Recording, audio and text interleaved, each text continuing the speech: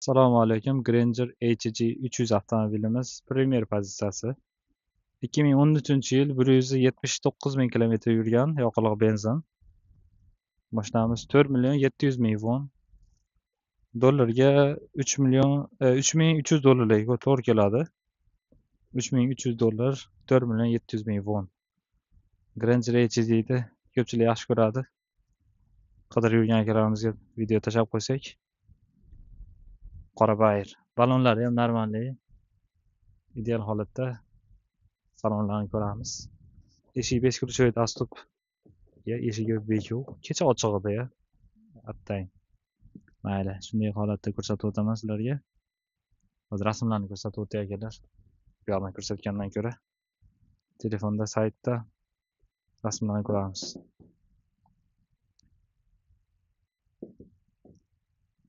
Granger HG qora rangda. Mashinamiz salon holatlarini ko'rsak, black box'i, high-pace, monitor, start stop, sidinalari sovutadi, isitadi, avtohold, avtoparkinglari bor. Oldi orqa buferlarda sensorlarigacha bor. Mashinamiz elektronniy sidina parametrlarigacha bor. Orqada multimedia boshqargan funksiyasi hamda orqasidan isitadi. Rul ham isiydi, ruldagi knopkalar joyida. Monitor mavjud, start stop. Orqa zaxni kamerani ko'rsatyapti. Ko'rishingiz mumkin.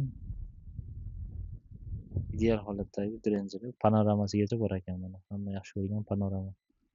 Orqa bagaj va shu keng holatda benzin.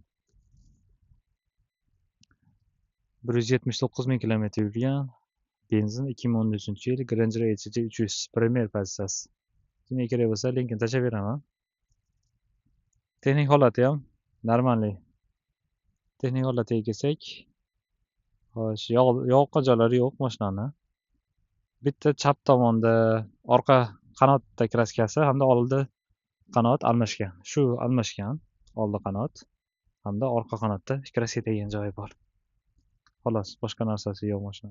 Ideal holat.